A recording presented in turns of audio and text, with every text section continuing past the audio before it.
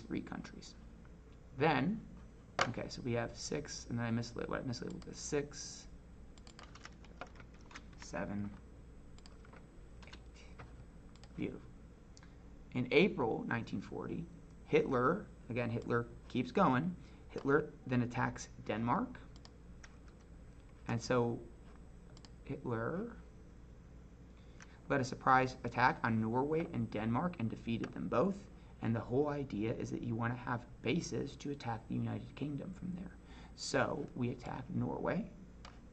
I should be over here, right? We attack Norway. Oh, I'm sorry, Denmark first. Denmark and Norway.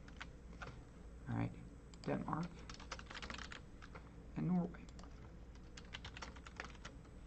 So they are on a tear.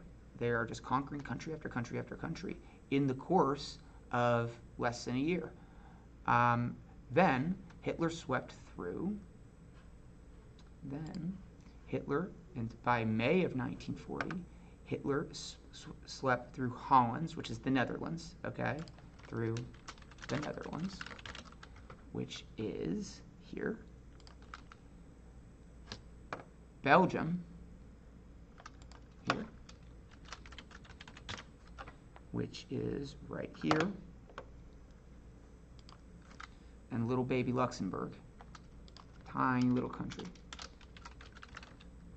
I'm going to misspell it, aren't I? Luxem, B-O-U-R-G. All right, Luxembourg, 13 here. Come on, 13. This put him on the border of France. And so we need to take, and so this is basically, again, over the course of less than a year or so. September of 1939, he starts this attack on Poland. By April, so we start school in August, it's March now. By April of the next year, he has conquered all of these countries and Russia has come here. There is no non-aggression, there is a non-aggression pact that is in place, so he doesn't have to have any troops over here to defend this border. There's a non-aggression pact. So this actually shows it a little better. France had set up a defensive line on the border of France and Germany, right here, right here. This is the same thing as this right here. Look at those pixels. Look at those sweet, sweet pixels. All right, France has set up a defensive line on the border of France and Germany. This was called the Maginot Line. However, this defensive structure was built with technology from World War I in mind and was not effective against things such as airplanes, like modern airplanes. All right.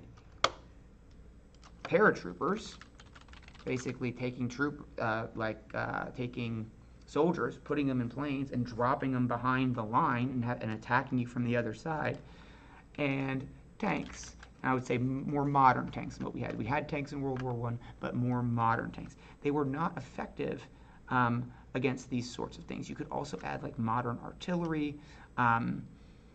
Really, you could really add also, if you want, like artillery and bombs, like from airplanes, things like artillery bombs. You could add things like that. There are multiple things, but the point is that warfare has progressed to a point where this line of like fortresses along a border is not all that effective.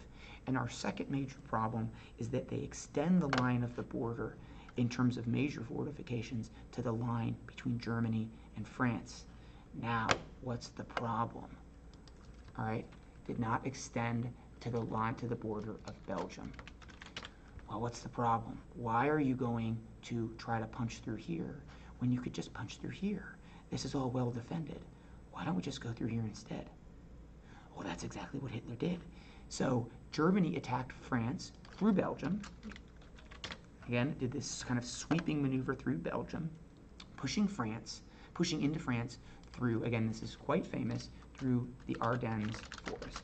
So the idea at the time was, first of all, this is having to go through Belgium. They would kind of go through here. And also that the Ardennes forest, because it was a very thick forest, that it would be too difficult to basically bring an army through. And so it didn't need to be as heavily defended. Well, with advances in technology, paratroopers, trucks, things like that, they were much more able to push through the Ardennes forest. So 14 is right here. And so basically, because they hit them in a spot that is not very well defended, they are able to push quickly through France. And what we have here, in just 10 days, he is moving his troops to be able to trap all of the Allied forces, so France and the United Kingdom, and push them into the sea so that they are basically at their backs against the wall. They have no way to be resupplied. They're going to have to surrender. They're just going to be sitting ducks. So they end up getting pushed all the way to this little town at the corner of the sea called Dunkirk. There's a movie by Christopher Nolan. I would recommend that you watch it. It's violent. I couldn't probably show it in class, but it's just a very violent war. So basically what ends up happening is all of the soldiers for the Allies get pushed all the way to here. It's a brilliant military maneuver by Hitler. And there's a lot of interest in it. We're going to dive in deeper into it in the next video. They get to Dunkirk, but where I want to leave you is they are trapped at this city, and what ends up happening is a bunch of regular people. So there's obviously a lot of trade. This is one of the closest places along the English Channel between the United Kingdom and France. So when you think of it as like a fishing town, there are traders and merchants that use boats. And so military boats, but also a lot of civilians, 850 like little civilian boats, basically ferry all of these soldiers across the channel and save 338,000 soldiers that would have had to surrender in Dunkirk over to England, saving the war. I don't believe, you could write papers, there are books on Dunkirk, and so I'm not trying to say that I have done every little bit of extensive research on Dunkirk, but I will tell you that I believe that it is quite uncontroversial that if those 338,000 soldiers were captured or surrendered and encircled there and had to surrender, that the Nazis would have won World War II. I don't believe that's very controversial. I don't know. You can look it up. Anyways, that is where we are at, trapping them at Dunkirk. That is where we are at. That is the opening moves of World War II. We are going to get into a little bit more detail at Dunkirk on the next one, and then talk about the, I think, Battle of Britain, right? Battle for France. I think our next is Battle of Britain. Yep, Battle of Britain's next.